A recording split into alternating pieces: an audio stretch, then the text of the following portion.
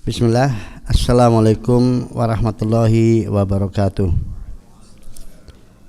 Alhamdulillah wassalatu wassalamu ala rasulillah wa ala alihi wa ashabihi wa man tabi'ahum bi ihsanin ila yaumiddin. Ya ayyuhalladzina amanu taqullaha haqqa tuqatih wa la tamutunna illa wa antum muslimun, amma ba'd. Ikhwati fiddin rahimani wa rahimakumullah. Tidak lupa mari kita senantiasa memuji dan bersyukur kepada Allah Subhanahu wa taala atas segala nikmat dan karunia yang terus menerus Allah curahkan untuk kita semuanya, dan diantaranya adalah perjumpaan kita pada pagi hari ini untuk melanjutkan kajian kita terhadap kitab A'lamus Sunnah Al-Mansurah Al-I'tiqadi At-Taifah An-Najiyah Al-Mansurah karya Syekh Hafidz Al-Hakami rahimahullah. Dan kita masuk tema tentang diddu sunnah, yaitu bid'ah. Qala al-mu'allif rahimahullah, ma diddu sunnah didduha al-bid'u al-muhdatsatu wa hiya syar'u ma lam ya'dan bihillah wa hiya allati anaha an-nabiy sallallahu alaihi wasallam biqaulihi man ahdatsa fi amrina hadza ma laysa minhu fawarad wa qawlihi wa alaikum bisunnati wa sunnatil khulafa'ir rasyidin al-mahdiyyin min ba'di tamassaku biha wa addu 'alaiha binawajid wa iyyakum wa muhdatsatil umur fa inna kulla muhdatsatin dalalatun wa asyara ila wuqu'iha biqawli wa sataftariqu ummati ala salasin wa sab'ina firqah kullu finnar ila wahidah wa ayyanaha biqawli hum man kana ala misli ma ana alaihi wa ashabi wa qad bara'ahu Allah ta'ala min ahli bid'ah biqauli innal ladzina faraqu dinahu wa kanu syi'a lasta minhum fi syai' innama amruhum ilallah. Beliau sampaikan rahimahullah apa lawan dari sunnah. Beliau katakan jawabannya bahwa lawan dari sunnah adalah bid'ah, hal yang baru diadakan. Apa itu bid'ah? Yaitu sebuah syariat yang Allah Ta'ala tidak mengizinkannya. Dan bid'ah inilah yang dimaksud oleh Nabi SAW dengan sabdanya, barang siapa yang mengadakan di dalam agama kami, urusan kami ini, yaitu din Islam, sesuatu yang bukan darinya, maka itu tertolak.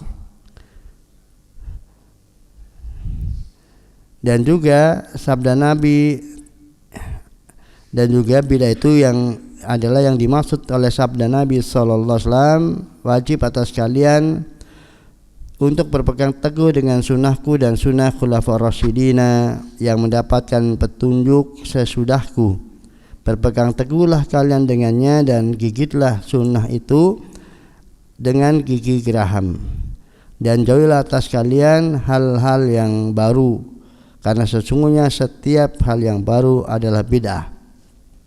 Dan juga Nabi SAW telah mengisyaratkan terkait terjadinya bid'ah tersebut dengan sabdanya, dan kelak umatku akan terpecah belah menjadi 73 golongan, semuanya masuk neraka kecuali satu.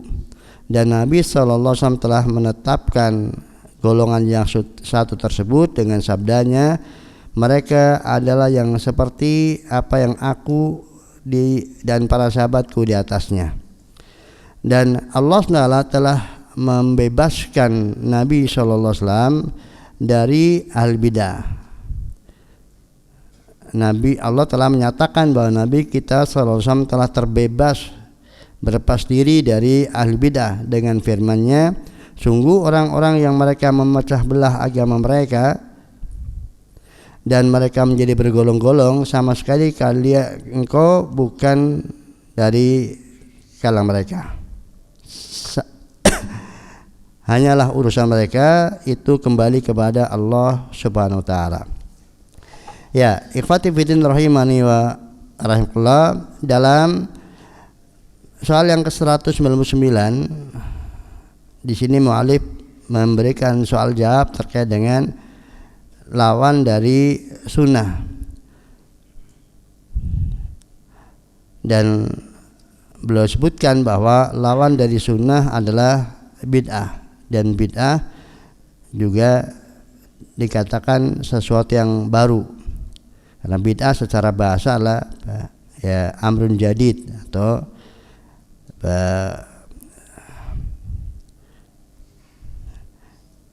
ya perkara yang baru, yang dia sesuatu yang tidak ada contoh sebelumnya. Adapun secara istilah adalah seperti yang beliau sampaikan di sini, yaitu syar'u malam ya'dan billah, sebuah syariat yang Allah Ta'ala tidak mengizinkannya. Dalam yang populer adalah seperti yang disampaikan oleh Imam Asy-Syatibi rahimahullah, bahwa bid'ah adalah tariqatun fid din mukhtara'atun tudahi asy-syari'ah yuqsadu bisulukiha al-mubalagha fit ta'abbud, yaitu sebuah tata cara dalam beragama yang menyerupai tata cara syariat, ya, tata cara dalam beragama yang betul-betul baru yang dibuat, yang dia menyerupai tata cara syariat.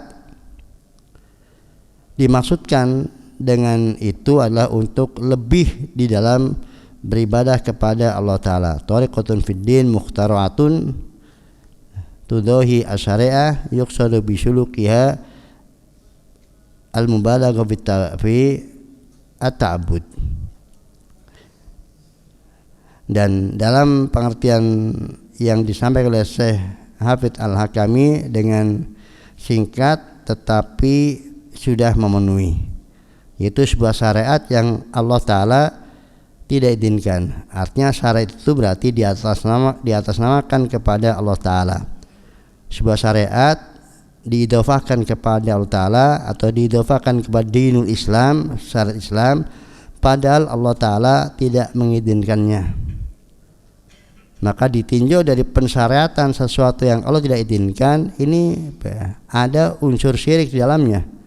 Maka dalam firman-Nya Allah berfirman, am lahum syuraka'u syar'u lahum minad dini ma lam ya'dan billah. Apakah mereka memiliki sekutu-sekutu yang mana sekutu-sekutu itu mensyariatkan bagi mereka agama yang Allah Ta'ala tidak izinkan.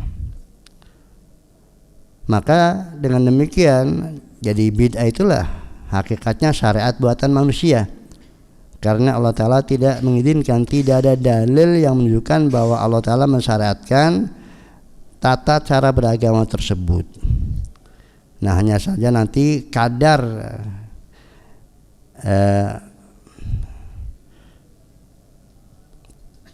keluarnya atau kadar kecacatannya ditinjau di syariat akan kita dapatkan pada soal berikutnya, karena bid'ah itu tidak satu level. Bid'ah itu berlevel-level dari sisi kecacatannya.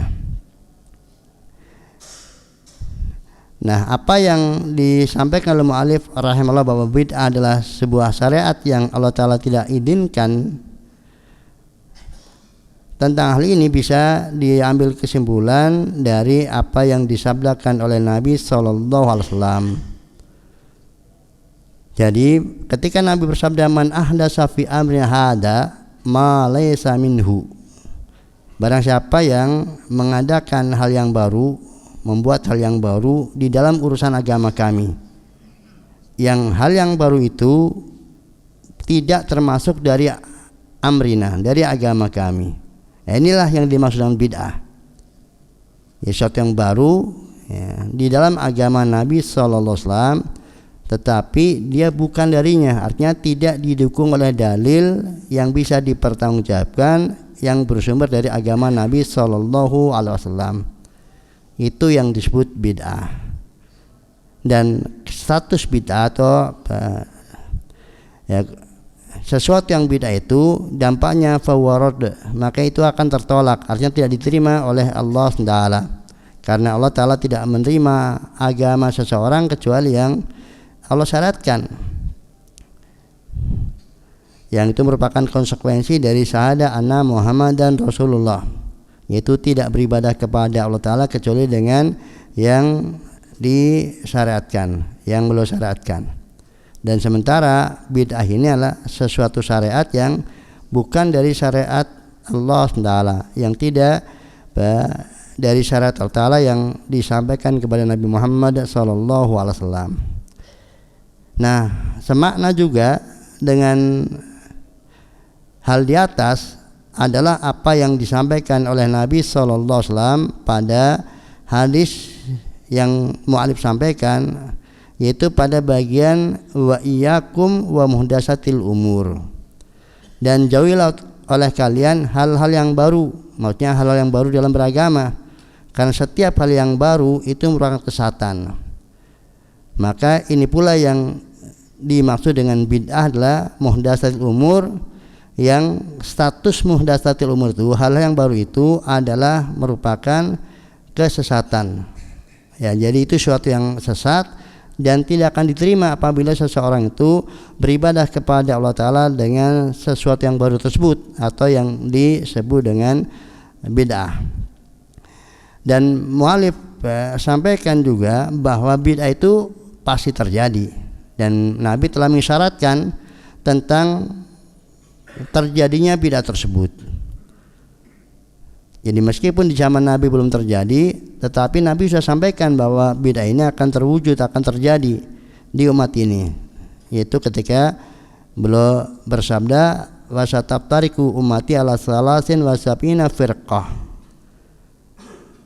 kelak pada umatku akan terpecah menjadi 73 golongan. Nah, firqah di sini maksudnya adalah 73 golongan itu yang 72-nya adalah firqah dolalah, dan itulah firaq al-bid'ah, firqah bid'ah, yang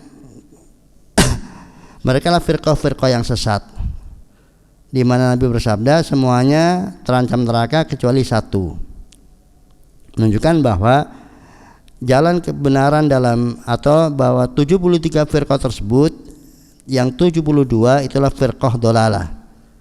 Nah, mengapa mereka menjadi firqah dolalah? Karena jalan hidup mereka lah dengan jalan hidup bid'ah. Itu jalan hidup syariat yang tidak diizinkan oleh Allah Ta'ala, jalan hidup syariat yang baru diadakan setelah wafatnya Nabi SAW dan tidak dikenal di masa Nabi SAW dan para sahabatnya. Karena Nabi tegaskan bahwa satu dari firqah yang 73 itu yang akan selamat dari api neraka sudah dijelaskan oleh Nabi SAW siapa yang dimaksud, yaitu hum man kana ala misli ma ana alai wa ashabi, yaitu mereka yang kondisinya itu seperti aku dan para sahabatku pada hari ini.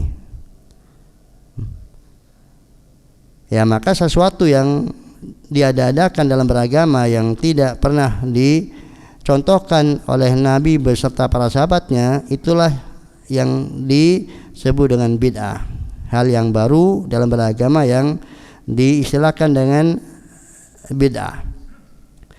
Dan juga beliau sampaikan bahwa Allah Ta'ala telah menyatakan bahwa Nabi berlepas diri, Nabi sama sekali tidak termasuk di dalamnya pada firman-Nya innalladzina faraqu dinahum wa kanu syi'an lasta minhum fi syai'. Sesungguhnya orang-orang yang mereka memecah belah agama mereka dan mereka menjadi bergolong-golongan, maka engkau Muhammad sallallahu alaihi wasallam sama sekali bukan bagian dari mereka. Jadi Nabi betul-betul bersih dari apa yang disebut dengan bid'ah, karena bid'ah adalah sesuatu yang terjadi setelah wafatnya Nabi SAW dengan mengadakan hal yang baru dari tata cara beragama. Kemudian ikhwati fiddin rahimani wa rahimakumullah mengingatkan kepada kita semuanya pada sabda Nabi SAW ketika satu beliau menunggalkan hal yang itu dua hal, yaitu pada alaikum bisunnati wa sunnatil khulafa'ir rasyidin. Di situ Nabi sebutkan dua, yaitu sunnah Nabi dan sunnah khulafa'ir rasyidin. Tetapi ketika kemudian beliau memerintahkan mengganti dengan dhamir, maka beliau tidak menggantinya dengan dhamir musanna, tetapi menggantinya dengan dhamir mufrad, yaitu tamassaku biha, berpegang teguhlah kalian dengannya. Ini menunjukkan bahwa sunnah khulafa'ir rasyidin tidak lain dan tidak bukanlah sunnah Nabi sallallahu alaihi wasallam. Artinya sesuatu yang menjadi kesepakatan khulafa'ir rasyidin, ya, baik itu dimunculkan pertama kali oleh Abu Bakar Siddiq, atau pertama kali oleh Umar Khattab, atau pertama kali oleh Utsman bin Affan, atau oleh Ali bin Abi Thalib, kemudian disepakati oleh para sahabat atau kaum muslimin ketika itu, maka hal-hal tersebut tidak akan keluar dari statusnya menjadi bagian dari sunnah Nabi sallallahu alaihi wasallam. Jadi tidak akan khulafa'ir rasyidin itu menyunahkan hal yang itu adalah bid'ah, ya, karena Nabi dudukan sunnah khulafa'ir rasyidin itu menjadi satu kesatuan dengan sunnah Nabi sallallahu alaihi wasallam. Dan dengan demikian maka siapapun yang mengklaim sebuah jalan beragama, lalu kemudian mereka menisbahkan bahwa itulah jalan Nabi sallallahu alaihi wasallam, tetapi pada kenyataannya itu berseberangan dengan ijma' salafus saleh, ijma' para sahabat Nabi sallallahu alaihi wasallam, maka dipastikan bahwa itu adalah berdusta atas nama Nabi sallallahu alaihi wasallam. Itu bukan sunnah Nabi sallallahu alaihi wasallam. Kalau sunnah Nabi sallallahu alaihi wasallam itu pasti tidak akan berseberangan dengan khulafa'ur rasyidin, apa yang menjadi sunnah khulafa'ur rasyidin, ya. Kemudian juga pelajaran yang bisa kita petik dari sabda Nabi di sini ketika beliau berpesan tamassaku biha wa addu 'alaiha bin nawajid, berpegang teguhlah engkau dengannya dan gigitlah sunnah tersebut dengan gigi raham, ya. Itu mengisyaratkan kepada kita bahwa seseorang untuk kemudian dia bisa tetap di dalam jalan sunnah Nabi sallallahu alaihi wasallam itu butuh kesungguhan, butuh serius. Karena Nabi sallallahu alaihi wasallam itu memerintahkannya itu dengan tamassaku biha. Sebagian ulama menjelaskan bahwa tamassaku biha itu adalah memegang dengan kedua tangannya.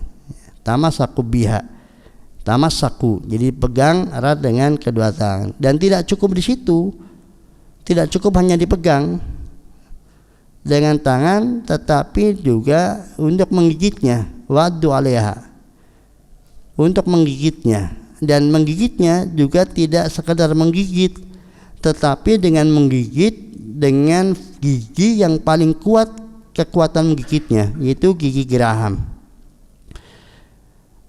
Maka Syekh Jibrin rahimahullah beliau mengambil faedah dari hadis ini bahwa siapapun yang dia meniti jalan sunnah, pasti ada pihak-pihak luar yang berusaha untuk kemudian melepaskan jalan sunnah darinya, artinya membuat orang itu akhirnya meninggalkan jalan sunnah. Oleh karena itu artinya jadi di samping kita secara sendiri kita memiliki keinginan untuk memegang jalan sunnah tersebut, ya, dari kemauan kita sendiri kita ingin meniti jalan sunnah tersebut, juga dibarengi dengan apa? Dibarengi dengan sikap waspada atas pengaruh dari luar. Kita harus senantiasa waspada bahwa di sana ada pihak-pihak yang berusaha untuk kemudian melepaskan sunnah dari kita. Dan itu jelas. Pihak yang pertama adalah setan, ya. Setan jelas pihak yang paling tidak suka kita meniti sunnah. Kemudian pihak yang kedua adalah ahlul bidah, dari kalangan ahlul bidah, dan juga yang lainnya dari orang-orang kafir. Sehingga ikhwafin rahimani wa rahimahullah, kalau kemudian kita hanya biasa-biasa saja di dalam meniti sunnah tanpa kemudian keinginan tekad yang kuat dan usaha yang kuat, maka sangat dikhawatirkan apabila kemudian sunnah telah terlepas dari kita dan kita tidak menyadarinya. Kita tidak menyadarinya bahwasanya sesungguhnya sunnah itu sudah terlepas dari diri kita. Ya, itu untuk sedikit tambahan pelajaran dari hadis Nabi sallallahu alaihi wasallam yang dibawakan oleh mu'allif rahimahullah. Kemudian kita ke soal berikutnya. Qala mu'allif rahimahullah, ila kam qismin tanqasimu al bid'atu bi'tibari ikhlaliha bid-din. Al-jawab tanqasimu ila qismaini bid'atun mukaffiratun wa bid'atun duna dzalik. Pertanyaan berikutnya,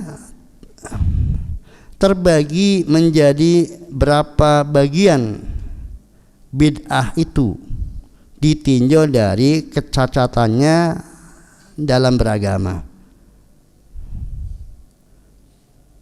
Jawabannya, bid'ah terbagi menjadi dua, ditinjau dari cacatnya dari tinjauan agama. Yang pertama adalah bid'ah mukaffirah,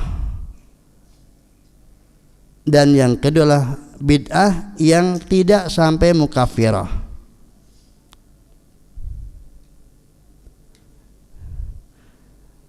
Nah, untuk bid'ah yang tidak sampai mukaffirah, para ulama mengistilahkannya dengan bid'ah mufassiqah.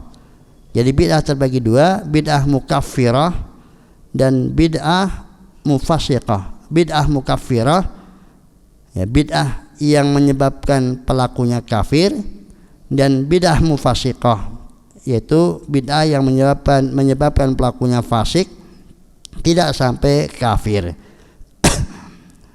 Itu bid'ah. Nah, itu tentunya ya ditinjau dari sisi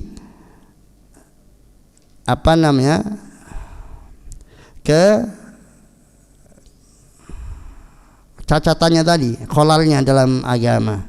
Jadi semakin besar nilai kecacatannya, nilai ketidaksesuaiannya dengan agama, maka ya akan semakin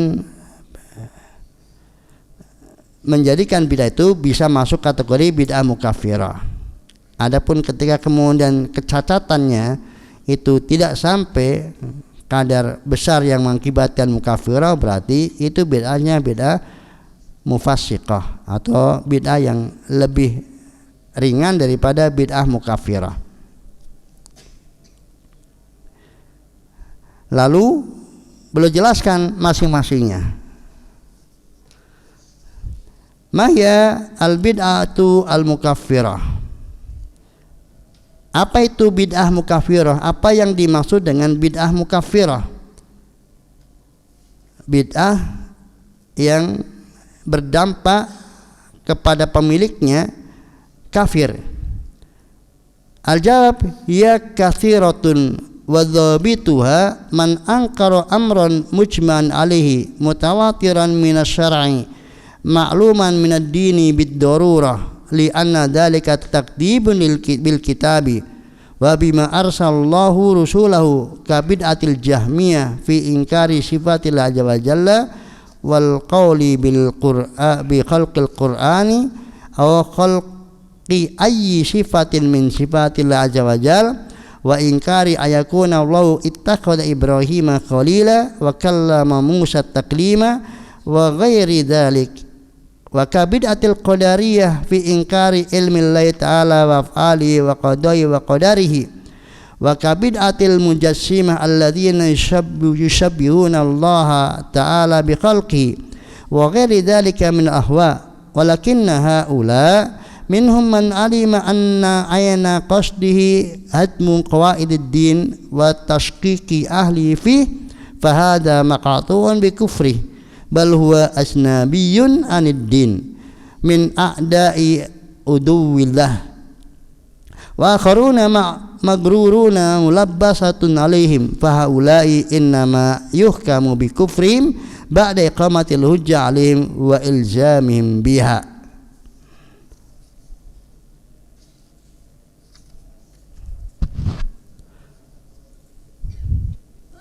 Beliau sampaikan rahimallah, apa itu bid'ah mukaffirah, bid'ah yang menyebabkan kekafiran pada pelakunya? Jawabannya, bid'ah mukaffirah itu banyak,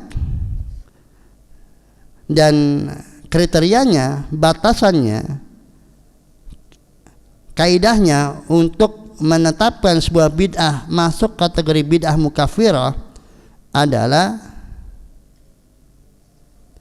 yaitu apabila dia itu mengingkari perkara yang sudah ijma atasnya atau sudah sampai beritanya, informasinya secara mutawatir dari syariat, sesuatu yang mutawatir dari syariat. Jadi sesuatu yang mengingkari sesuatu yang sudah disepakati, perkara yang ijma, atau mengingkari sesuatu yang jelas sampai informasinya secara mutawatir,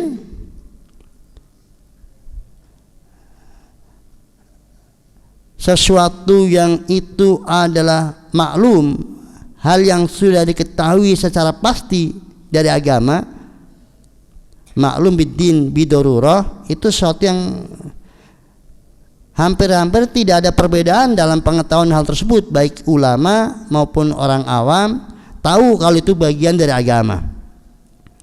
Maka kalau dia mengingkarinya, maka bid'ah yang bentuknya seperti itu adalah bid'ah mukaffirah. Mengapa?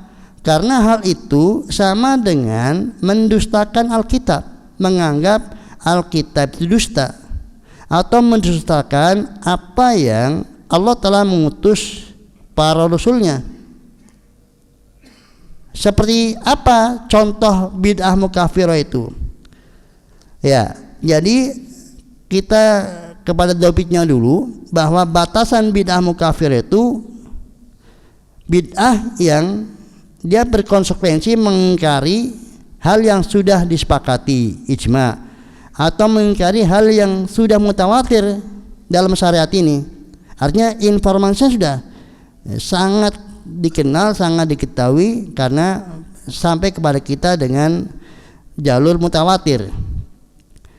Atau kemudian sesuatu ini hal yang sudah maklum biddin bidorurah, artinya yang tidak ada seorang muslim pun yang dia jahil tentangnya secara umum, karena saking jelasnya, saking gamblangnya diketahui oleh segenap kalangan kaum muslimin, baik awamnya apalagi ulamanya.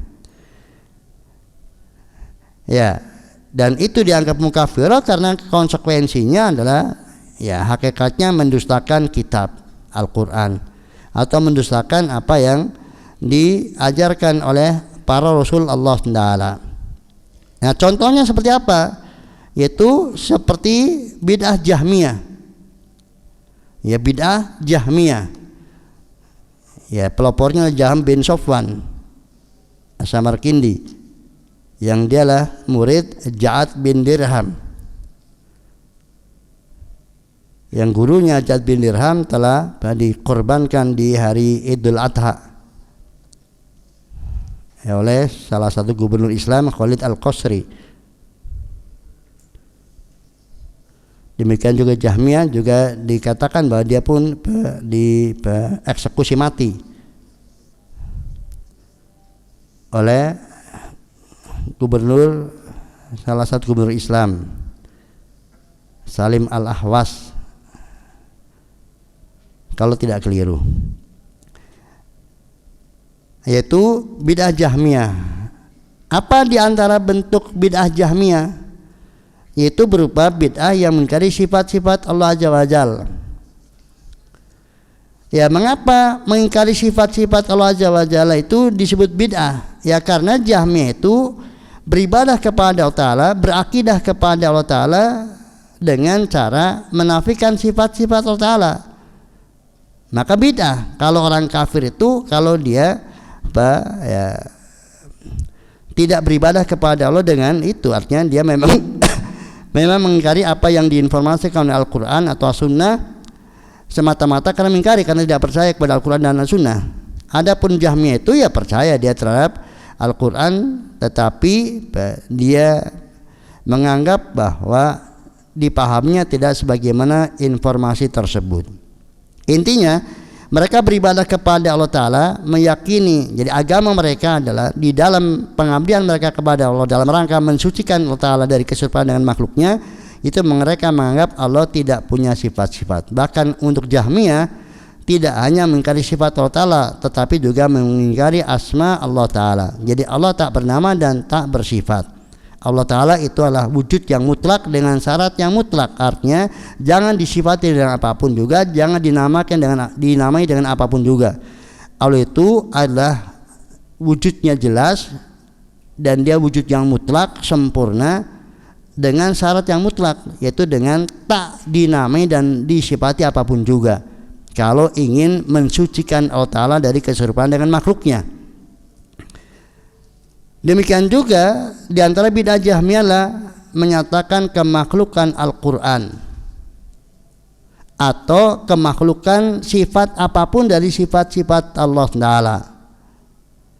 Ya, jadi ketika kemudian mereka tidak menetapkan satu sifat pun bagi Allah Ta'ala, maka semua hal yang disandarkan kepada Allah Ta'ala maka mereka pahami itu sebagai penyandaran makhluk kepada penciptanya.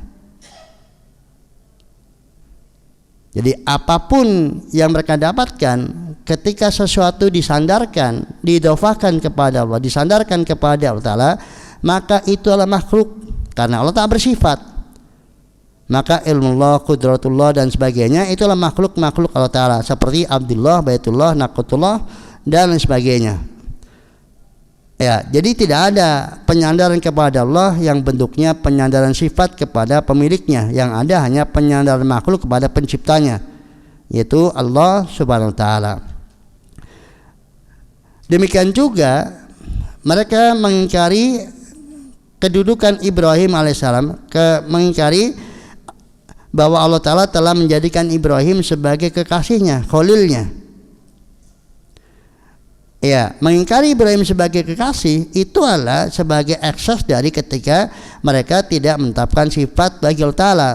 Karena khullah adalah sifat yang maknanya cinta yang mendalam, cinta yang amat sangat.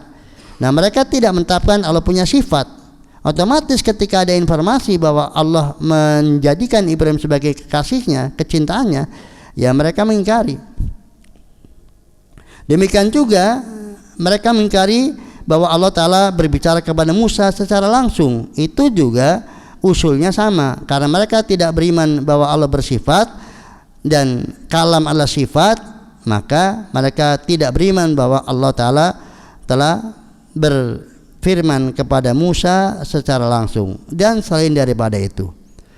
Ya, maka contoh-contoh yang disampaikan oleh mu'allif di sini itu semuanya adalah kaitannya dengan bid'ah Jahmiyah terkait dengan asma dan sifat Allah Ta'ala. Itu pengingkaran mereka kepada asma dan sifat Allah Ta'ala. Dan kadang ketika kemudian disebutkan Jahmiyah, maka ya include di dalamnya semua yang mengadopsi paham Jahmiyah dalam hal-hal di atas.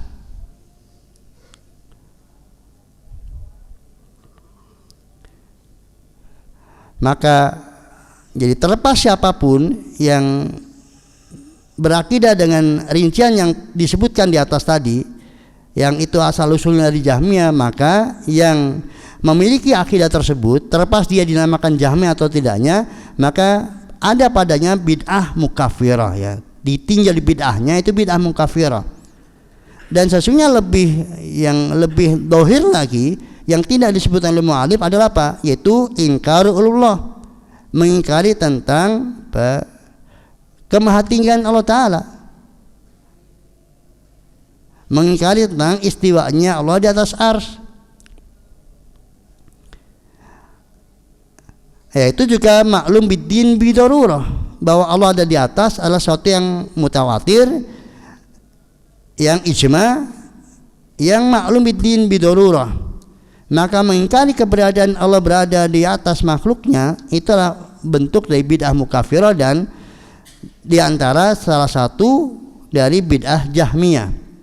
Dan Jahmiyah bid'ahnya tidak hanya dalam bab sifat, tetapi juga dalam hal-hal yang lainnya. Di dalam bidang takdir, Jahmiyah adalah Jabriyah, dan Jabriyahnya Jabriyah yang ekstrim, yaitu yang mengatakan bahwa hamba itu lahir batin dipaksa oleh Allah Ta'ala. Hamba tidak punya kehendak dan tidak punya kemampuan sama sekali. Itu di dalam bab takdir. Kemudian di dalam babul iman, maka Jahmiyah adalah Murji'ah ekstrim. Karena Jahmiyah menganggap bahwa iman itu cukup ma'rifah. Yaitu bidah Jahmiyah. Jadi dia tidak hanya satu bidang saja. Walaupun awal kemunculan Jahmiyah ya dengan Jahm bin Safwannya atau Ja'ad bin Dirhamnya sebagai gurunya itu terkait dengan bab sifat. Tetapi pada perkembangannya mereka mengadopsi bid'ah-bid'ah yang lainnya, dan semuanya bid'ah-bid'ah mukaffirah. Ya, bid'ah pada Jabriyah dengan mengklaim bahwa hamba adalah dipaksa lahir dan batin, tidak punya kehendak dan tidak punya kehendak dan kemampuan sama sekali, atau bid'ah Murji'ah yang ekstrim, yaitu bahwa iman itu cukup ma'rifat saja. Jadi Jahmiyah itu bid'ah yang ada pada mereka itu dalam tema-tema yang mereka bid'ah dalamnya itu yang ekstrimnya.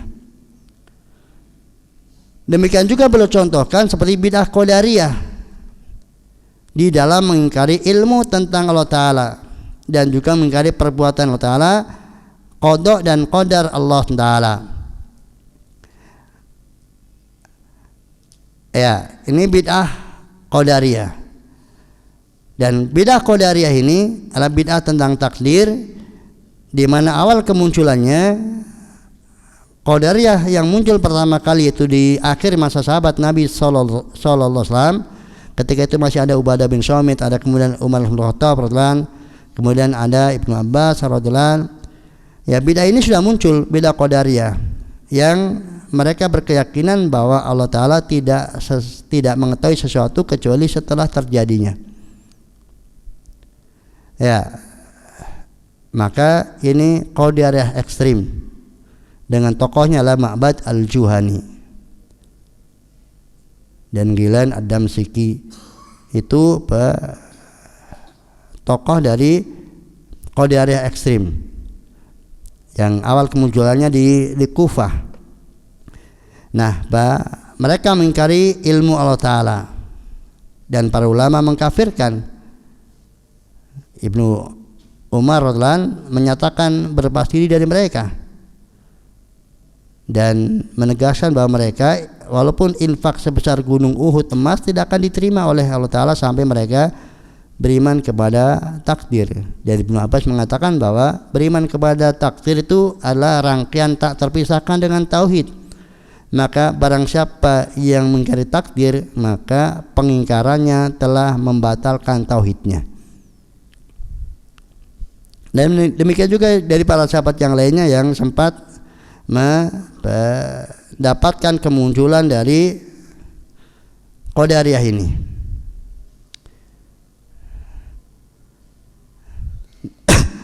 Nah, tidak semua Qadariyah itu sampai pada taraf mengingkari ilmu Allah Ta'ala, karena di sana ada Qadariyah yang moderat yang hanya mengingkari kehendak Allah Ta'ala dan penciptaan Allah terhadap makhluk, terhadap perbuatan hamba, yaitu seperti yang dimiliki oleh Mu'tazilah. Maka Mu'tazilah adalah Qadariyah, tetapi tidak yang ekstrimnya, tidak seperti awal mula munculnya Qadariyah. Ya, mereka mengingkari perbuatan-perbuatan Allah Ta'ala di dalam menciptakan perbuatan makhluk dan juga di dalam menetapkan apa yang ada pada makhluk, berupa apapun yang akan terjadi semuanya sudah ditakdirkan oleh Allah Ta'ala sebelumnya, yaitu bahkan 50.000 tahun sebelum Allah menciptakan langit dan bumi, Allah sudah mencatat takdir mereka. Itu bid'ah yang kedua, itu bid'ah Qadariyah. Kemudian yang ketiga bid'ah Mujassimah. Ya, bid'ah Mujassimah yang mereka menyerupakan Allah Ta'ala dengan makhluknya. Bid'ah Mujassimah ini ya lebih tepat penamaannya adalah bid'ah Mumatsilah atau Musyabbihah. Ya, mereka lebih tepat untuk dinamakan bid'ahnya bid'ah Musyabbihah atau Mumatsilah. Karena al-Mujassimah itu sendiri al-jism adalah lafadz yang itu masih mujmal, tidak bisa dipastikan kebatilannya dan juga kebenarannya. Karena kadang diistilahkan kepada mereka yang menyerupakan Allah dengan makhluknya, artinya yang menyatakan Allah berjism, Allah berjasad. Nah, pernyataan seperti itu tidak bisa dipastikan benarnya maupun salahnya, karena Allah tidak ada kita tidak dapat informasi baik dalam Al-Quran atau As-Sunnah tentang penetapan jism bagi Allah Ta'ala maupun tentang penafiannya. Maka nama yang tepat bagi mereka adalah Al-Musyabbihah atau Al-Mumatsilah, yaitu mereka yang menyerupakan sifat Allah dengan sifat makhluknya. Jadi mereka menyatakan Allah memiliki sifat-sifat, tetapi mereka menyatakan sifat-sifat Allah Ta'ala seperti sifat makhluk. Nah, perbedaan mereka dengan Ahlussunnah wal Jamaah yaitu pada sisi menyerupakannya. Persamaannya pada sisi sama-sama menetapkan sifat bagi Allah Ta'ala, itu Musyabbihah, lawan dari Mu'attilah, Jahmiyah dan semodelnya. Mereka sama dengan Ahlussunnah dari sisi mensucikan Allah Ta'ala dari keserupaan dengan makhluknya, tetapi mereka berbeda dengan Ahlussunnah wal Jamaah dari sisi mereka mengingkari apa yang ditetapkan oleh Allah Ta'ala dan Rasulnya terkait dengan sifat-sifat Allah Subhanahu wa Ta'ala. Selanjutnya beliau sampaikan, dan selain daripada itu dari aul ahwa wa ghairi dzalika min ahwa. Jadi banyak sekali bid'ah-bid'ah yang masuk kategori al-mukaffirah. Ya, dari bid'ah batiniyah, kemudian dari bid'ah Rafidhah ekstrim, kemudian bid'ah hululiyah yang menyatakan Allah menyatu pada menempat pada makhluk dan sebagainya. Bid'ah-bid'ah mukaffirah banyak.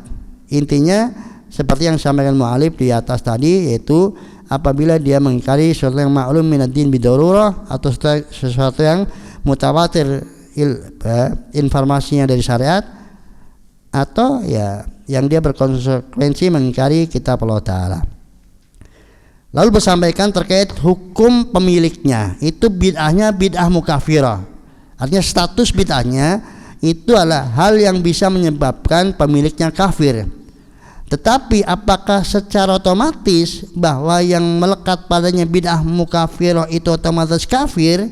Nah, di sini belum jelaskan. Hanya saja maka mereka, di antara mereka itu ada yang sudah diketahui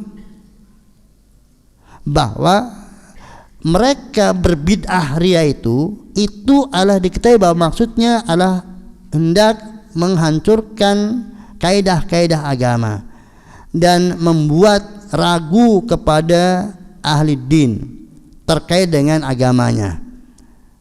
Ya, jadi diketahui tipe orangnya, kondisi orangnya itu memang punya niat jahat, ingin menghancurkan kaidah-kaidah agama dan membuat orang Islam itu ragu tentang agamanya.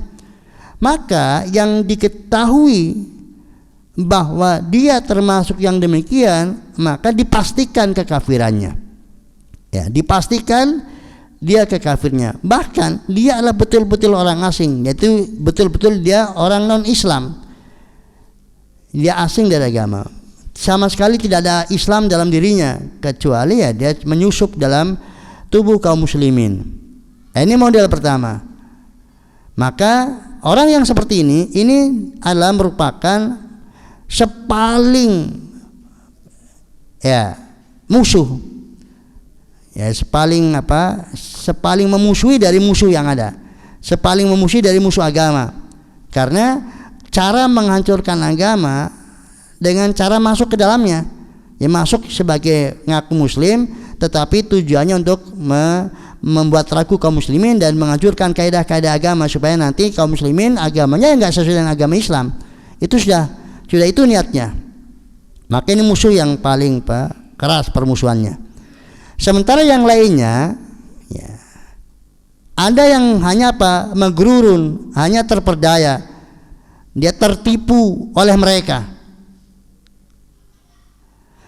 Ya, yang ikut-ikutan terpengaruh, belum diketahui secara pasti tentang niat jahatnya.